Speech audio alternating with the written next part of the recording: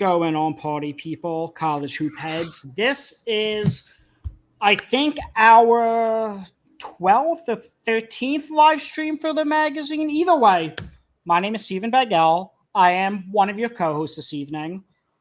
Typically, we've been doing these at 7 p.m. Eastern due to our schedules. Again, the magazine is less than 2 weeks away from being released. Very hectic time, obviously, covering all 365 teams. As I said in our last session, we've interviewed up to 109 Division I head coaches. Before we get started, if you're watching us on YouTube, go purchase the magazine. The link is in our bio. If you're watching us on Twitter, it is in our pinned tweet. Either way, $12. Go support us. It will be more worth. It'll be well worth your money, is what I'm trying to say. Today, we are going to be doing the Big Ten and the Big Sky. I am joined by Conrad Pascal, who will be helping me co-host today. And we are joined by Big Ten aficionado, safe to say, fan of USC, who is, yes, in the Big Ten, now that the Pac-12 is no more for at least one more season, and Maryland. So given Maxwell's ties to those two teams and, just knowing the conference well, Maxwell's going to be doing the Big Ten, and then we'll talk a little bit of Big Sky as well. Conrad, how are you doing today? Excellent. Obviously, everything's ramping up. Teams are reporting to training camp and everything. We're getting we're soon going to see some kind of preseason games, not just the scrimmages anymore. So can't wait. Yeah, it was so close to the year. I got my first credential approved for the season. I'm doing the first, that was for Villanova VCU, the exhibition game on October 19th. I'm also going to be doing Big Ten Media Day, October 21st, as well as Villanova Media Day tomorrow, CAA Media Day Thursday. So season's in full swing. I mean, my calendar's already chaotic. And that's even before we even release the magazine. Maxwell, how are you doing today? I'm doing great. Been a long day for me, and I've been excited all day to talk with you guys about the Big Ten, a conference that I have grown to love after growing up rooting for an ACC school that my dad's side aligned with and a Pac-12 school that my mom's side aligned with. So very interesting now that we find ourselves both in the Big Ten, but here we are. I'm excited to talk Big Ten, and I was surprised you didn't introduce me as a Big Sky aficionado. You more? No, I'm just joking. But I in covering the Big Sky, it's been really fun to dive a lot further into a conference that has been regional to me almost my entire life, and a conference that has some great basketball. So I'm excited to talk both. Are you more of a Big Ten aficionado or a Big Sky aficionado? I definitely would say the Big Ten, but I have gone balls to the wall with Big Sky, especially over the last week. And I've seen a lot of different rankings and takes on the Big Sky, and I think mine differ from almost everyone that I've seen. So I definitely have opinions on the Big Sky, but definitely more of a Big Ten aficionado for sure. The Big Sky hipster, or I should say, the basketball hipster in Maxwell makes him a Big Sky aficionado. So, yeah, my Big Sky and WNBA fandom. So, okay, let's start with the Big Ten. As I said, we have interviewed 110 Division I coaches for this magazine. A lot of the Big Ten coaches, given the nature of being a high major team, have just been crazy off seasons. We haven't yet had the opportunity to. I don't think we spoke with a Big Ten coach. I don't believe we almost got a couple, but it's difficult with their schedule. So bad timing. So Maxwell, let me ask you, when you're looking at the Big Ten, I think it's safe to say you probably have Purdue number one. I do. And I do think that Purdue is in a tier of their own. That was going to be my question. In the Big Ten. Yeah, I figured that would be the follow-up. Yeah. Here's the thing. Braden Smith is the best guard the Big Ten has seen, in my opinion, since Cassius Winston. I thought very highly of Cassius Winston. I think he's incredible. I think he is going to be an NBA player. I'm a big fan of Braden Smith. So you start a team with the best player in college basketball, the most cerebral player in college basketball, and arguably the best playmaker in college basketball. There are some other playmakers, so I don't want to don him with all this credit. But then, you're bringing back TJD and the pieces that Purdue has this year. I mean, you have to feel about as good as you've ever felt as a Purdue fan. I mean, besides obviously the Zach Edey years where, the world was your oyster until April. I'm really excited to see what Fletcher Lawyer can do this year. He's a player that I think a lot of people have kind of gotten down on, and rightfully so after some up and down moments from last year. But I'm excited for him. And then, Omar Mayer is a player that I think a lot of basketball people are excited for, especially people who watch the international game. They just bring so much depth. And then you bring probably the best big in the Big Ten, Trey Kaufman-Renbeck as well. Purdue is looking extremely dangerous. I think Daniel Jacobson is going to be plus this year for Purdue. That's a player that I think a lot of people regionally there are talking about and hyping up, and people who watch international basketball have hyped up a little bit. But he's definitely a player that I think is going to see the NBA at some point in his future. There's a lot of physical maturation that still needs to be done there. But in the Big Ten, he is more than capable of being an effective force for Purdue. There's just a lot of elite players. When we're talking Big Ten basketball, I would say Purdue has probably 6 of the top 75, 70, or maybe 60 players in the conference. And it's easily the most, the deepest team, I would say, in the conference. So top end talent combined with depth, combined with upside from the depth, combined with arguably the best coach in the Big Ten this decade. I mean, that really does put them in a tier of their own. Okay, so Purdue, we have number 1. I mean, part of the magazine, what we're doing is us ranking, the top 25 teams in the nation, doing national awards, doing all that. And when I still finalizing my top 25 for the magazine, but in my opinion, the Big Ten probably has, it's safe to say, 3 of maybe the top 11 teams in the country, at least in the preseason. The other 2 being Michigan and UCLA. That's at least where I'm at. So yes, I do have Purdue ranked number 1. I think Purdue, Houston, and Florida nationally are the top 3. But again, in the top 10, 11 over on the nation, I think Michigan, UCLA are in that conversation. Go ahead.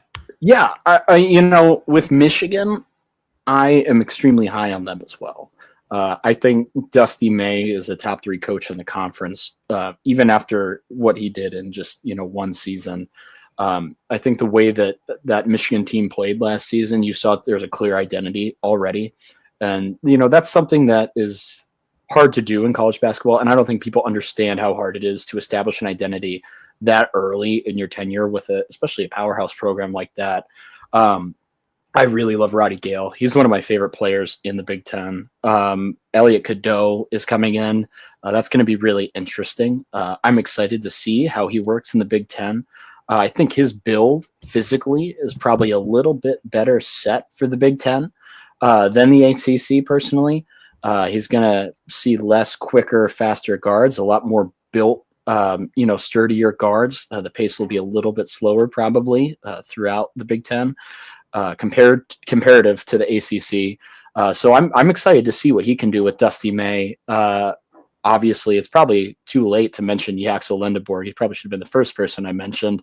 He has a chance to be the Big Ten Player of the Year, if not for Braden Smith. Steven, that's your boy. So I don't know if you want to talk about him a little bit because he kind of is the shining star for this team. But also Ade Mara and Morris Johnson. I'm excited to see what that combination can do up from front. And Winters Grady is a freshman that I am really high on and a player that I think is going to be a rotation player as the season goes on. So I like Michigan. UCLA, I'm a little bit lower on personally. I think they're going to be super reliant on Donovan Dent. I'm a big Trent Perry fan. Can Trent Perry make the jump?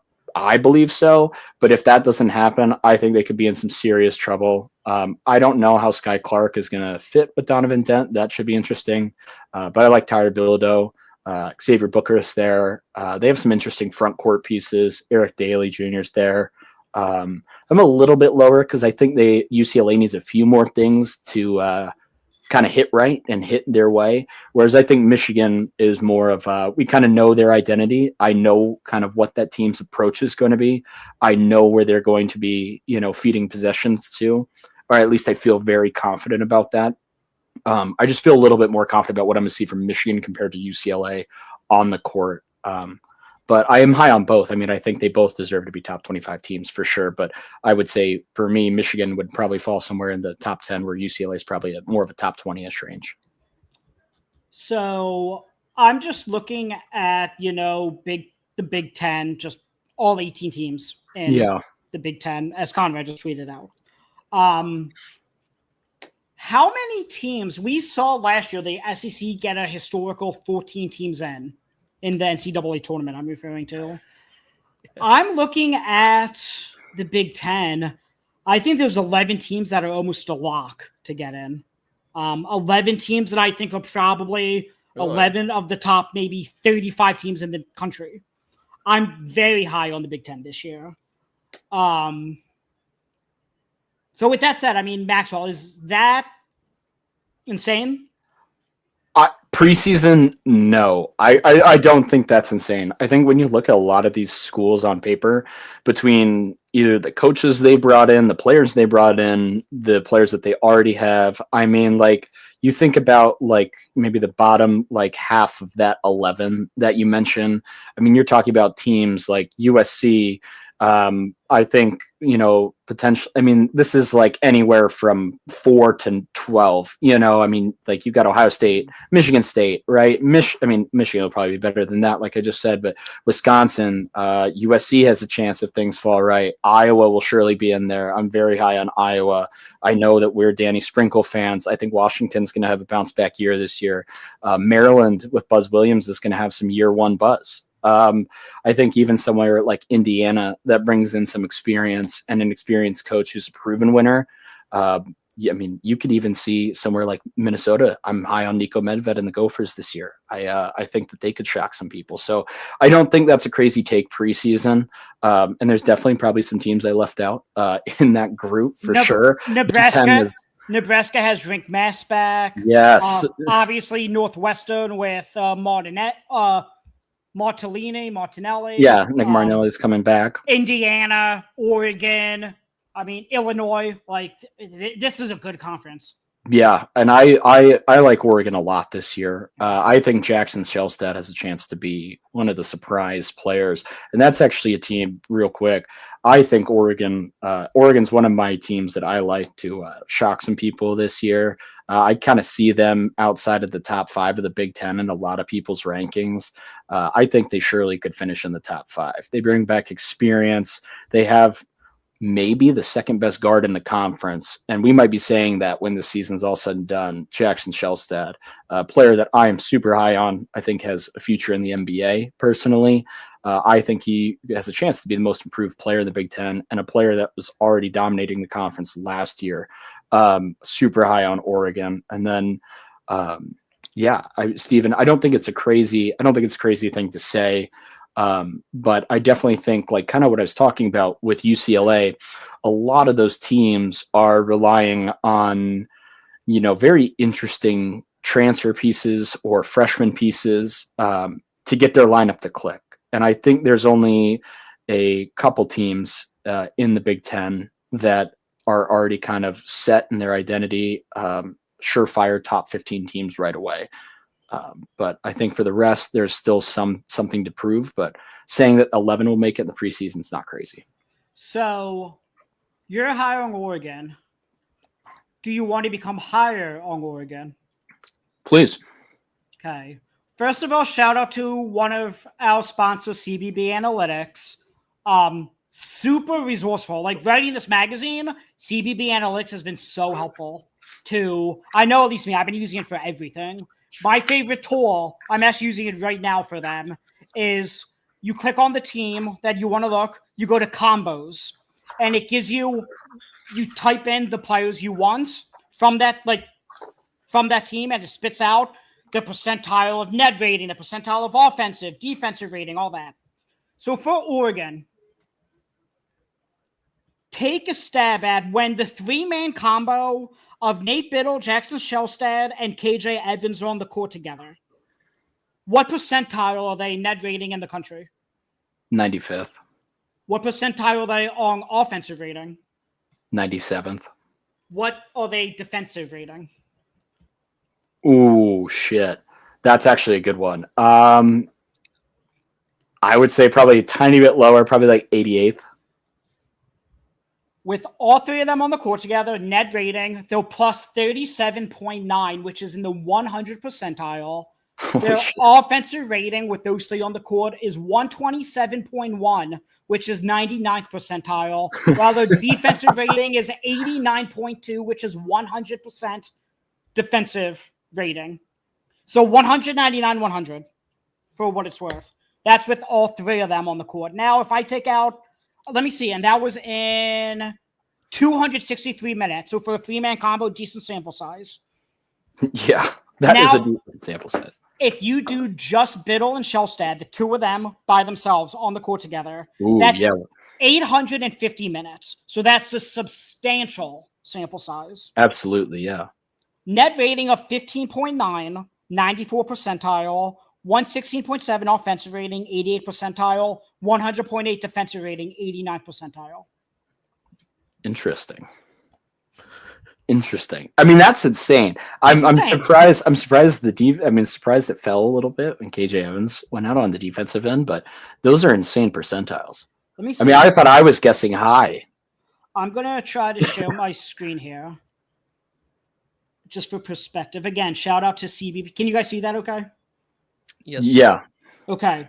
So yeah, with all three of them, 100 percentile, 99, 100 percentile defensive rating, like that. There's so much green on that page. Yeah, that's beautiful. If you take Evans off 850 minutes, 95th percentile on plus minus as well for any of the plus minus heads out there. Even 88th percentile on free throw rate, like that's pretty tantalizing, I would say. For sure.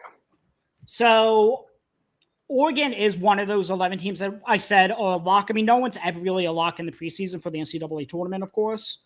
Maxwell, what are your thoughts on your two teams that you have allegiance to, Maryland and USC? Oh,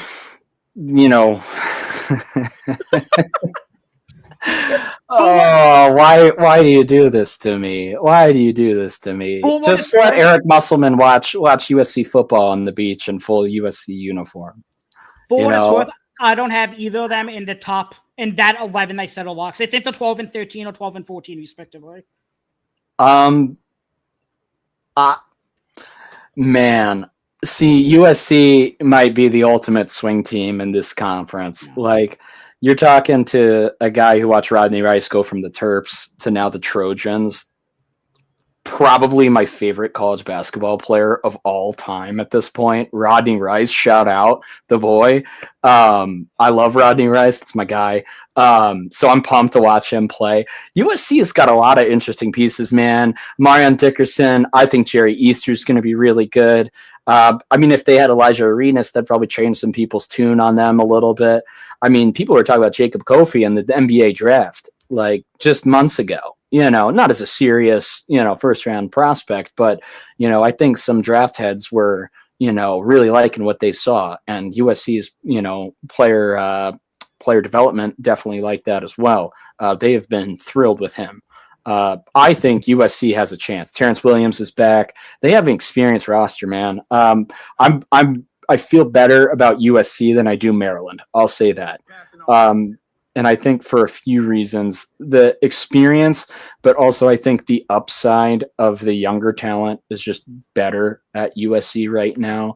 With Maryland, like it might be tough year one, man. I mean, right now, like I can't speak for all Maryland basketball fans, but like personally, I'm focusing more on the recruiting battles right now that we're in, that Buzz is trying to build with our in our 2026 class, and I'm spending more time reading about that than I am about this team this year. And that's I'm not trying to be disrespectful, but I'm a little worried. Darius Adams, if he doesn't hit for us, we're going to be in trouble. Andre Mills is a player that I'm interested in, who comes in from Texas A&M. I think Miles Rice is going to be the catalyst of this team, this offense. He's an experienced player, has played in the Big Ten. How good can he be?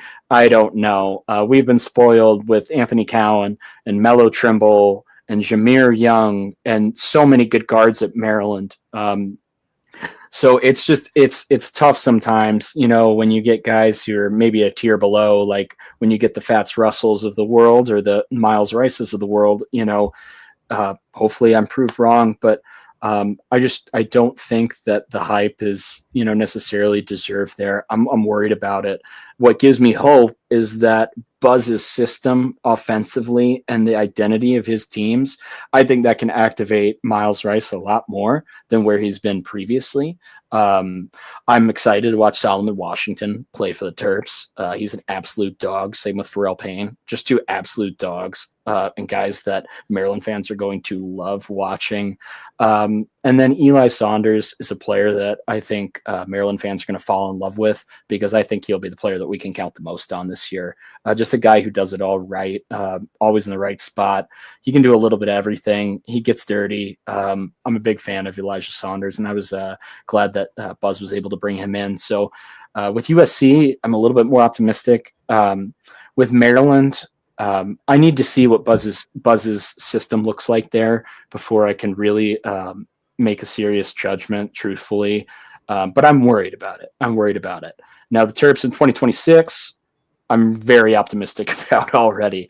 There are some things that are lining up, and I think we have a real shot at getting Baba. And if we can get Baba Oladiton, one of the top-ranked recruits in the 2026 class, who reclassified from 27 as the number one recruit, we are definitely one of the leaders in the clubhouse for his services. So I know Maryland fans are looking forward to that commitment, and I know they're looking forward to watching Buzzball. But we will see how that looks in Maryland to year one.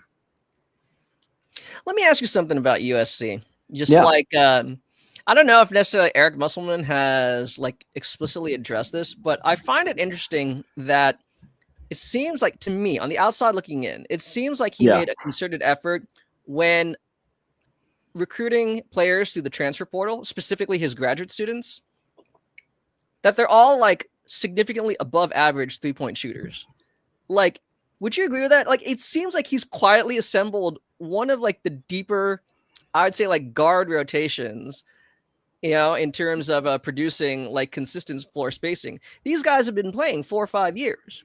Right? No, you for can sure. buy into that sample size. So, I mean, I would say that he did that last year. I mean, you would see we had Clark Slager and Josh Cohen, and we brought Desmond Claude in. So I think that's kind of been the concerted effort since the beginning, is to bring shooting in. Now, did USC shoot the ball well last year? No, not as well as you would like. But here's the thing. There goes my theory. Yeah, but here's the thing. I mean, we have seen Eric Musselman teams put up a lot of threes, put up a lot of points in a flurry, and be able to be effective in the SEC. Now, is he going to be able to do that in the Big Ten? Absolutely. It's just finding the right combination of guys. I truly believe that. I'm a big Eric Musselman guy. He was one of my favorite coaches when he was at Nevada. So I've been riding with him for a while. I was super pumped when he got the USC job. It has been able to bring in a lot of big-time players. I mean, Chad Baker-Mazaro is one of the prizes of the portal, So I think way too early to judge the Musselman era in USC, but I think this season, with the amount of grown men that are on this team, who have played, with the amount of basketball that they've played, I would be surprised if USC was not competitive in the Big Ten. They would be my pick to make the tournament if I had to pick between the two schools. Max, I want to go back to Maryland real quick. Yeah. Because you mentioned, Buzz Williams, but obviously with him, he brought Solomon Washington, and Pharrell Payne. Yeah. Real quick, I'm going to share my screen one more time. I want to get your numbers again on CBB Analytics. With that said, CBB Analytics, get $30 off now, which is either a free month or $30 off a 3, 6, or 12-month subscription using code One and Done. All one word, one and done. 2 D's at the end of and, beginning and done. Again, that's 1 free month, courtesy of the Center Hub and our partnership. So, Maxwell, for 306 minutes, Solomon, Washington, and Pharrell Payne were on the court together. What percentile were they in defensive rating? I got to guess 100th percentile after the last one. What were they? Okay, you said 100 percentile. What about their opponent's effective field goal percentage? What percentile? With those two on the court together. In the SEC, what was the opponent's effective field goal percentage? 43.9%. Okay. That's those two guys are the guys that I feel most confident about. My question with those two is, do they have? I know they have the strength, but do they have the size and the length to be able to compete in the Big Ten? That's just my worry. They're strong enough to play in the Big Ten. Size and the length, we're going to be playing a lot of longer, taller wings and bigs this year. This year, like some of the craziest front court length I've seen or I can remember in the Big Ten in a while. So 95 percentile with both of them on the court together, the defensive rating, 99 percentile on effective field goal percentage, in a very good SEC last year, 100 percentile offensive rebounding percentage, and then obviously 89% net rating. Like, those are just, for two, like, role type players, that's pretty impressive. 100%. Do you think Buzz Williams is an upgrade to Kevin Willard? Absolutely. Yeah. Okay. I mean, I would be a villain to say that he wasn't. I mean, screw Kevin Willard, man. Screw Kevin Willard. That's all I got to say there, man. I have nothing good to say. I don't even have another answer to that question, unfortunately. I'm sorry. Sorry, class. So, is there a team in this conference you would say surprises everyone this upcoming season?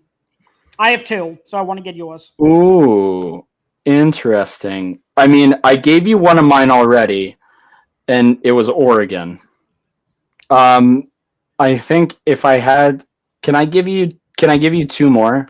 Sure. I'll just give you two shouts that I like of teams that I'm not seeing as high as they should be. I guess that's kind of a good way to phrase it. But these are both teams that I think people like or are at least trending up on. I'll bring up Washington first because I know that Steven is a Danny Sprinkle guy.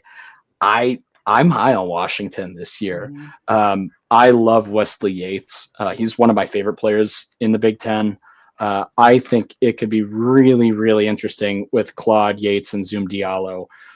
Interesting in many ways. Who's going to take the shots? Will there be enough shots? Can they coexist? Will they all play together? We'll see. I think there's a lot to be settled there. Hans Steinbach, I hold quite a bit of stock on, both fantasy-wise, draft opinion-wise.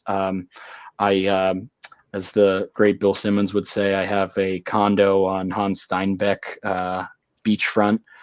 I have a nice beach property there, so I'm big on them. Corey Peterson's back, Marty Traore's there, and then Lathan Somerville's there. Bryson Tucker's there. They just have a lot of players that I like or have liked previously, whether it was in high school. And I just think with Danny Sprinkle, now a little bit more feet wet in the conference, you could say, I think Washington is primed to make a jump. I think they have the physicality and they have the roster to be able to do it this year.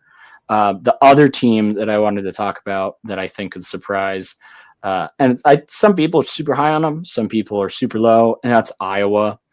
Ben McCollum might be the best coach in the Big Ten. We'll see. I'm super high on him. Steven, you know this. I mean, we've talked X's and O's about Ben McCollum when he was at Drake. I mean, going back a couple years now. He's just a fantastic coach, and I don't think a coach understands putting players in positions to succeed more than Ben McCollum, but also not asking them to deviate from their respective role. You know, I think he just understands his players super well, and he's in tune with his roster super well. Now, obviously, there's a specific style of play that Ben McCollum brings and that his teams bring. So maybe that masks, you know, some of the things that I personally am not seeing. But I've always been impressed with Ben McCollum. Obviously, Bennett Sturts is a likely first-team All-Big Ten candidate. He's probably one of the best guards in the conference. I would say he's a top 4 guard in the conference. That's probably safe to say. And then they have a few other interesting players. Brendan Hausen, Cooper Cock is back. Trey Thompson is there as a player I like. Tavion Banks is there. They just have some interesting players, players that Ben McCollum's brought over, and then a few holdovers and a couple of interesting freshmen. So those would be the 2 teams that I personally think are going to finish higher than people expect. So it's funny you mentioned those 2 because those are the same 2 that I had. Actually, Maxwell just recently, you know, got a promotion at work, so he basically said, "Okay, I just don't have the time to write the Big Ten in its entirety." So that's when, you know, a couple of us stepped up to help him out, and me being, you know, having first dibs because, you know, I'm the center hub of the center hub. True. I just came up with that on the spot. Because of that joke was so funny, I lost my train of thought. I chose Iowa and Washington to write for the Big Ten. Out of every team in the Big Ten, I said, okay, I'll take those 2 off your plates. Not only has it been super fun writing them, but like those teams are both, I think they're the two of the biggest sleeper teams in, you know, the entire country. I'm going to do this 2 more times to you guys real quick. From our friends at CBB Analytics, again, use code ONEANDDONE for $30 off. I'm going to share my screen right here. Wesley Yates and Desmond Claude, when they played at USC together, as 2 leading scorers, both at Washington now. 88th percentile offensive rating, 93rd percentile effective field goal percentage. For a team, Maxwell, I mentioned Kwamari Peterson. I preface that to say, like, Danny Sprinkle's teams are always so defensive-minded. He's really, like, diving into, you know, offense this year, really. For sure. Like, this team has a clear identity, and it's not on the defensive end of the court. We didn't get to talk to Coach Sprinkle for the magazine. I did talk to 2 of his former players to get insights, have quotes there from the magazine. One of them, who played for him at Montana State, Utah State, and Washington, the $2 million man himself, Great Osobor, had a great conversation with Great Osobor. You guys are killing me. No one laughs. Which one of those 2 jokes is better? Had a great conversation with Great Osobor, or I'm the center hub of the center hub? Probably the center hub of the center hub. Okay. Yeah. Okay. Yeah. Center hub of the center. Anyway, I spoke with Great. I talked to, as most people know, I have a relationship with Darius Brown. I talked to both of them, get insights on Coach Sprinkle. If you want exclusive quotes, again, go purchase the magazine. Link is in the bio on this YouTube page or pinned on our Twitter page. The team has a clear identity. They even have Jacob, I'm going to butcher his last name, Ognisevich. Ognisevich. He was Atlantic Sun Player of the Year last year for Lipscomb. I know Maxwell super high on Hans Steinbach. JJ Mandequit, obviously, we saw at the U19s. Yeah, they got Big Frank. Yes, they did. They have him as well. Iowa, Ben McCollum. Like, Bennett Sturts, I think, even though he's probably going to be an All-American this year, might be the most underrated player in the country. I think Maxwell and I actually have a future bet on him to win National Player of the Year at crazy odds. Crazy odds. We hit it early. Real quick, I'm going to pull up one more CBB Analytics. These 2 teams I wrote for the magazine, so I did a little digging on CBB Analytics. This is the last one. As much as Nick from CBB Analytics would like me to do more of these. Yeah, shout This out was shout out shout out- CBB Analytics. shout out CBB Analytics. Shout out Bennett Sturt's Wooden Ward. Shout out Ben McCollum. He has 6 guys from this Drake team playing for Iowa this year. But the best 2-man combo I found from last year's Drake team was Bennett Sturts and Cam Manyawu. Yeah, How do you pronounce it? Cam Manyawu. Manyawu. Okay, I actually did pretty good on that one. 89%, again, 613 minutes with both of them on the court together. 96 percentile net rating, 81% offensive, but 97% defensive. Like, these defensive numbers are elite. And it's not like Ben Sturts. I mean, would you guys call him a plus defender? I look at the no, I wouldn't either. But I look at these numbers and 97 percentile. I don't know, but nonetheless, It goes back to that like kind of surface level point I was making about Ben McCollum maybe masking some things. Yeah. You know, like we can get a lot deeper into it if we were going to dive into a lot of numbers, obviously. But like Bennett Sturts is kind of like that guy where he's a solid defender, but he's a smart and spatially aware defender as well. And so that at times, can make him into a plus defender. I would say that. That would be my one sentence analysis on his defense. I added Tavion Banks in here. Here with the 3 of them on the court together. 83rd percentile net rating, 84%. Oh, wow. Rating, 67% defense. So it goes down a little bit. Yeah, but not. That's still impressive though. That's a ton of green. Look at the ORB percentage. Some of those are insane. Yeah. So, okay. Conrad, do you have any follow-ups to the Big Ten from Maxwell, or should we move on to the Big Sky? Just one comment. I think you didn't give enough shine to JJ Mandikit. Okay, and I'm not just saying that because he's a fellow. You're right.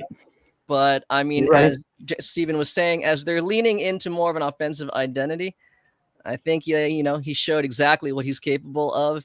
I really I'm looking forward to that. He and Heinz Sandbach kind of having a nice little pick and roll pairing there.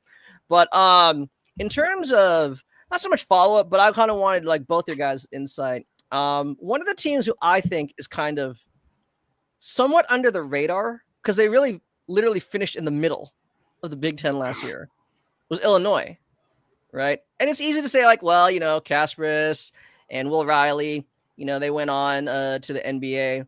But a lot of Illinois fans, right? The recurring joke is that they're like, they're like the hot spot for Eastern Europeans, right? If your last name ends in itch, right? Like you're likely going to be on Illinois. But what are your thoughts about that team? Because when you actually really look at some of their player profiles, it's kind of a fascinating group.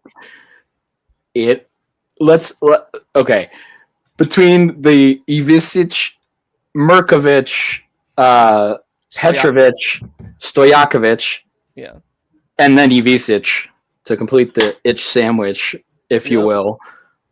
It's going to be an interesting combination. But here's the thing. They have the great stabilizer, who is Kylan Boswell, who is the most underrated player in the Big Ten. That is the most underrated player in the Big Ten, in my opinion. Hold on. Okay, go. 90 percentile net rating with Ivisic and Boswell on the court together. 88 percentile offensive rating, 79% defensive rating. Let me just say this about Kylan Boswell because he's very close to, I've seen him play in high school. I've known about Kylan for quite a while, and I've been a fan for a while. I think his Arizona stint left a weird taste in a lot of college basketball fans' mouth. And I don't think that a lot of people truly comprehended like what Kylan Boswell was doing at Illinois. We were so obsessed with other pieces and entities of Illinois as a national, just as college basketball as a whole, and I'm generalizing here, but, stay with me. Like, he is the great stabilizer of that team. He's capable of having triple doubles. He's capable of getting 7 rebounds in a half that can swing a game. You know, he can take guards down low. He physically can be a problem for people. You know, I like the way that he's been able to improve his play with pace. I think since playing for Brad Underwood, he's really understood the game of basketball a lot better, and just the game has slowed down a lot for him since he's gotten to Illinois. I just think he's the most underrated player because nobody talks about him that I see or hear as like this all Big Ten guy or, you know, someone like that. And I think he very well could be that this year. I think that if he continues to play in this all around role, he gets more usage and he's able to, you know, lean more into the playmaking. If these shooters around him are really effective as, you know, a lot of Illinois fans think they're going to be, Kylan Boswell could be, you know, potentially declaring for the draft next year.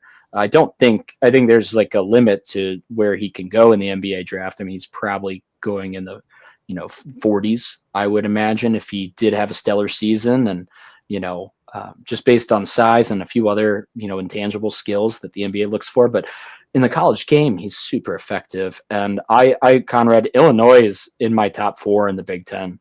Okay. I think they're better than UCLA. They're higher than that for me. I still have to send you my Big Ten rankings, Steven, because I'm finishing them out right now. But Illinois will be in my top 4. I'll say that. There you go. See, so I guess I'm not too crazy. All right. No, you're not crazy at all. You're not crazy at all. Brad Underwood's one of the most consistent coaches in that conference, and he builds teams that he likes, that he has identity with, and he's rarely missed in team building since he's been at Illinois. He's built a lot of good teams.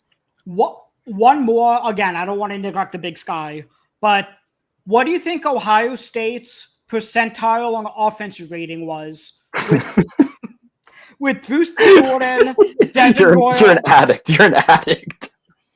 Bruce Thornton, Devin Royal, and Junie Mobley. What offensive rating percentile? Shout out Jake Diebler, 94th percentile. 92nd. Dang. But yeah. That's still very good. Slackers. 41st percentile defensively, though. Which is rough. It's okay. It's okay. Not a lot of length and height there. You know, you're playing 2 undersized guards. Yeah. Who are both dogs. Yeah, absolute buckets, dogs. Getting buckets. You know, sometimes it's tough out there. Okay. Let's talk some Big Sky. Yes. Let's talk Big Sky.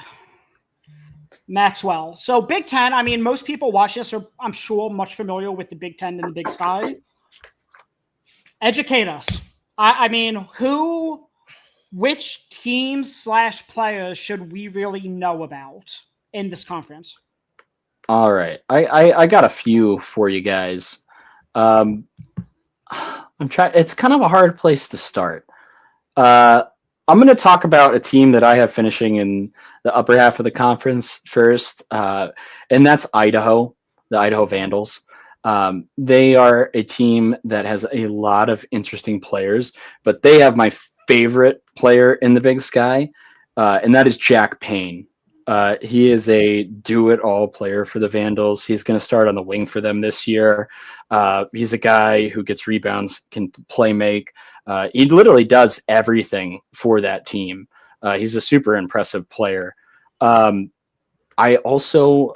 really want to talk about the 2 players that Portland State, they're absolute stars, and potentially the 2 best players in the Big Sky, and that's Terry Miller and Mr. Henderson, Jalen Henderson. Pardon me, I was forgetting his name. Me, Big Sky aficionado. But Portland State was my pick to win. The conference. Terry Miller is my pick to be one of the contenders for Player of the Year. He's an absolute problem. He's an inside-out menace and a player that no one can really guard in the conference. So I'm excited to watch him. Portland State is actually my pick to win the Big Sky this season. And we will see how that goes because some other people have picked them to finish in the bottom half of the conference. But they bring back a lot of guys and they should be in for a good year. what else? What other teams do? Maybe we can cover all of the teams. I mean, as you can tell, I'm clearly a You know what I'm big about. Big Sky aficionado. You know what I'm about to ask. What's up? What percentile is Idaho with Payne, Gonzalez, and Mitchell on the court together? Ooh, that's a good question. 92nd. You cheated.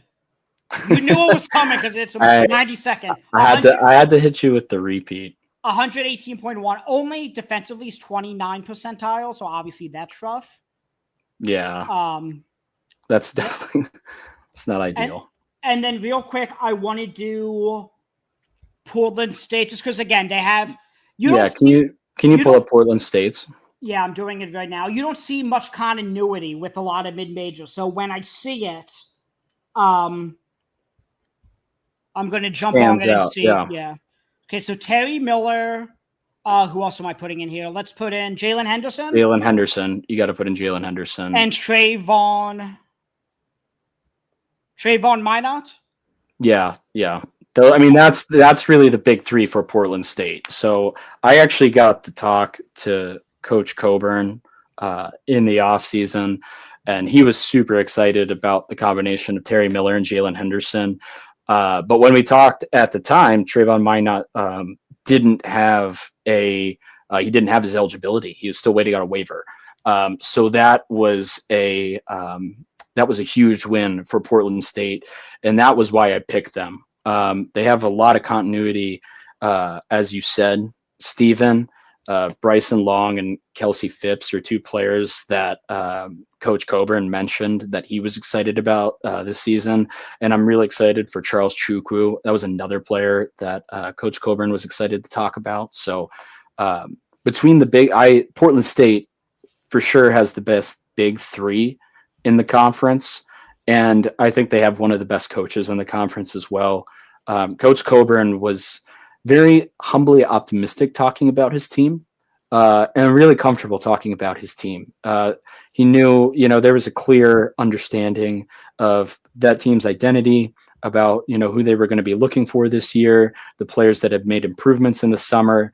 And it filled me with a lot of confidence listening to him talk about his team. So going back to that big three of Jalen Henderson, Terry Miller Jr., and Trayvon Minot, that's a three that should all contend for all Big Sky honors this year. I think they all will make those honors. So again, when you see all three of them on the court together, 97 percentile net rating, 99 percentile defensive rating, 93.2 is ridiculous. 99 percentile in effective field goal percentage defensively, 97 percentile free throw rate, 85 percentile. Like this is, as Maxwell said earlier, a lot of green. 94 percentile offensive rebound percentage. Third mid-major, very impressive, obviously.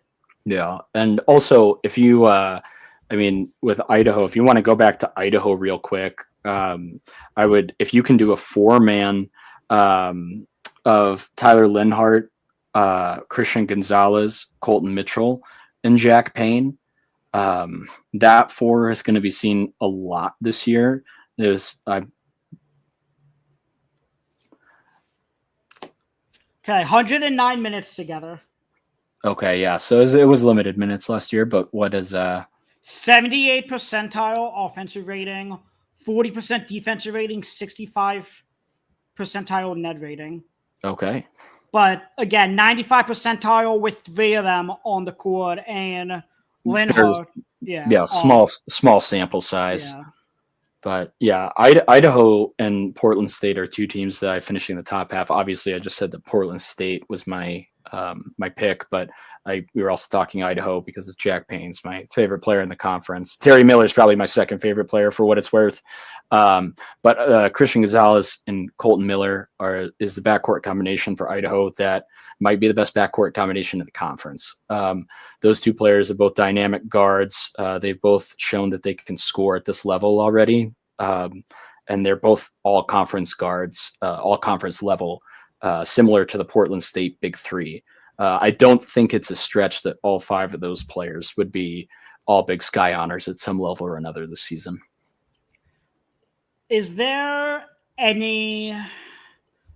You talked with, I know, quite a bit of coaches in this conference. Is there? I know you just gave us a little bit of insight, but like, is there any conversation you have with coaches that really stuck out to you, like insightful, like anything along those lines? I mean, I honestly, I did talk to Alex Pribble, who's the head coach of Idaho. So I actually did talk to both of the coaches of the schools that I just spoke about. And they both were very awesome interviews, very gracious with their time. Coach Coburn's interview actually kind of stuck out to me because we're actually from a very similar neighborhood. We actually have lived in the same neighborhood before in Arizona. We know the Arizona high school game super well. So there's a lot of commonalities between us. And we both went to ASU. So we share a lot of things in common. And I've seen him coach before as a young kid at tournaments. So, it was super cool to be able to talk with him. He's, been around Arizona basketball for a good bit of his life. But I also talked to Ryan Looney at Idaho State, and he was a really fun interview. They have a transfer coming in from Minot State, Caleb Vandegriend, and he is going to be a very fun player to watch. He's kind of like a front court stretch 4-5, but exactly the type of player that, thrives in the Big Sky. And then they also bring back like a lot more front court depth. Evan Otten, Connor Hollenbuck, and Blake Dabercow, all players that coach mentioned to me that are going to be key pieces for them in the front court. And then, like, obviously they lost Dylan Darling, but they have two NAIA transfers that coach is excited about, Gus Etchison and Jameson Guerrera. And then Jaden Brown is another guard that he was excited about. So, yeah, it was good to talk to Coach Looney, Coach Pribble, and Coach Coburn. Those were the three interviews that I was able to do that really stuck out to me, but Coach Coburn specifically. Let me ask you about Sacramento State. We did actually have a chance to interview Mike Bibby. Yeah. Maxwell, you were tied up, so Julian handled that one for you. But like we talked about it a couple live streams ago in terms of we talked when I was on with Riley and Jake last Thursday.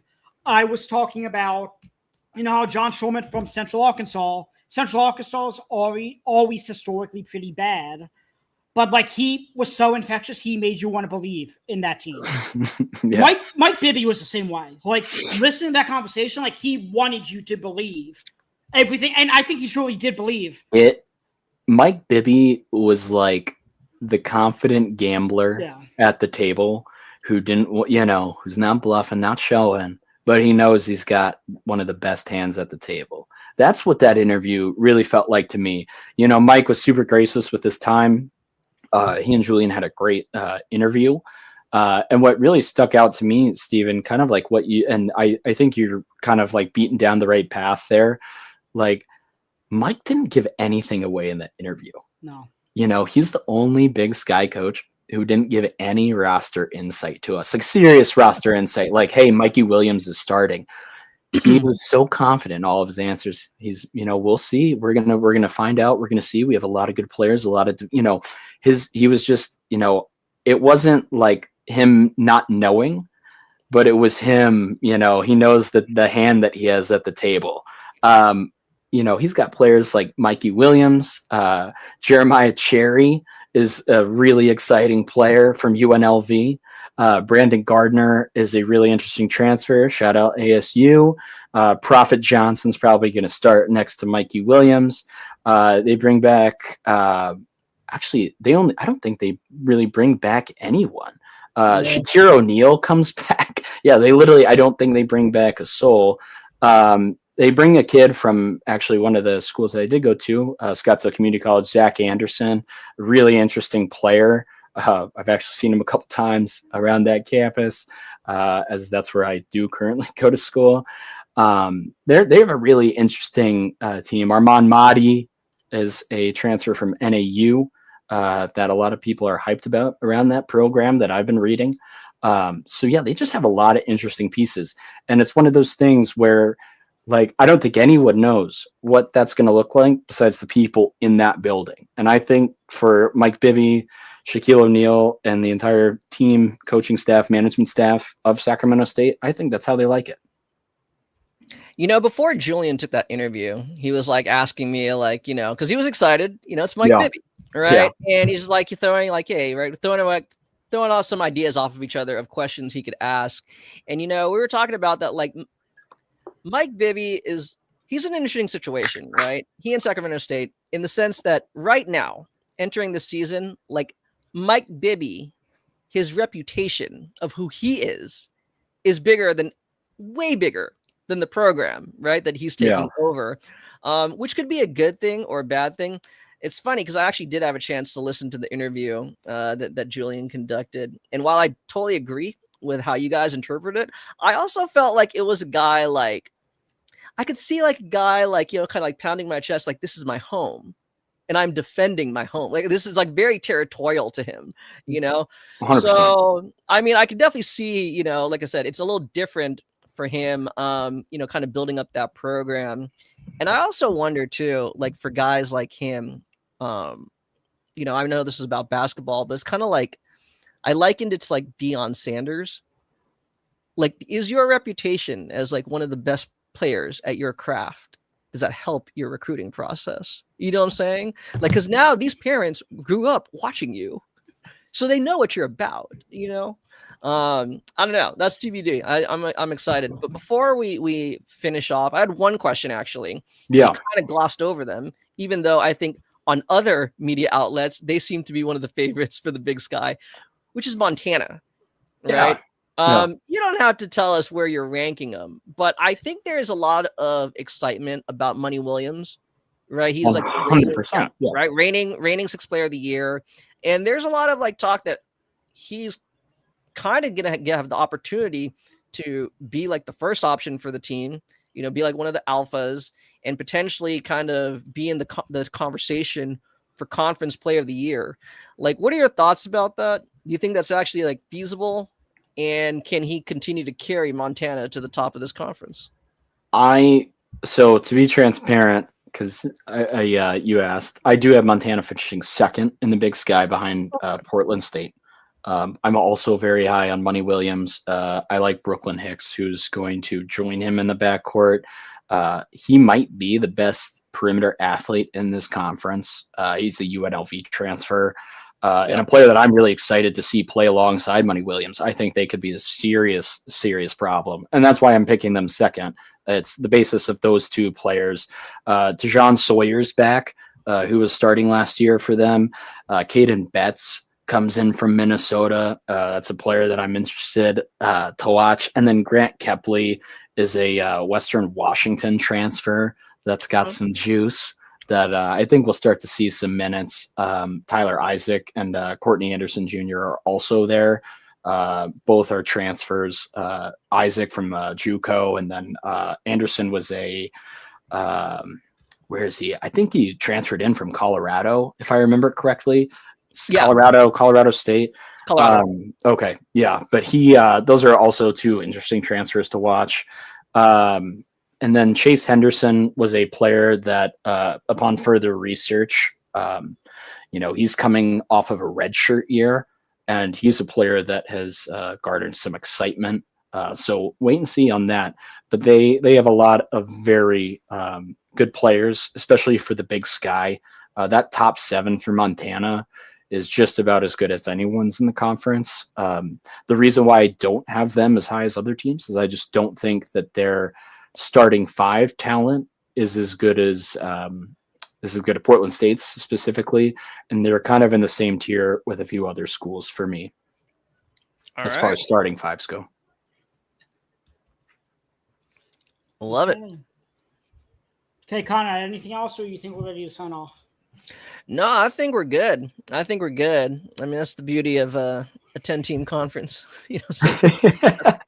Hey, at least like they're not misleading. I mean, Big 10, there's 18 teams. I don't know, man. That does not compute. Okay, so this concludes this episode, this live stream, whatever you call it, on the Center Hub's YouTube page and our Twitter page. Again, we are 13 days away from the release of the magazine. It is releasing October 13th. Go buy it. $12. Link is in the bio of this video or pinned on our Twitter page. We are literally, putting our blood, sweat, and tears into this thing, covering all 365 teams. Ambitious for first year publication, but we're going to do it. It'll be worth the $12. Go check it out. Otherwise, you could follow me on Twitter at @the_NBAGEL. That's NBAGELL. Go listen to the Bird Rights podcast. Go listen to the One and Done podcast. You could follow Conrad at CP3_777. Go listen to the Indie Basketball podcast and the East Meets West podcast. You could follow Maxwell at Hoops Disciple on Twitter. In Hoops, it's 2 zeros, I believe. Yep. Maxwell, Fico guest on all those shows as well. And follow us on everything we're doing at the Center Hub at the Center Hub_BB. Check out our website, the-center-hub.com. We are still in the process of switching everything over on website platforms, so we will be on Substack. Be on the lookout for that. We have a couple articles in the queue that will be posted in the next few days. And yeah, again, go purchase the magazine. We'll be posting a lot more written content once, the magazine's not consuming our lives. But for myself, for Conrad, for Maxwell, thank you guys for listening. We will talk to you on Thursday where we have Chris LeBron doing the American and the America East Conference. Until then, we will talk to you guys later. Take care.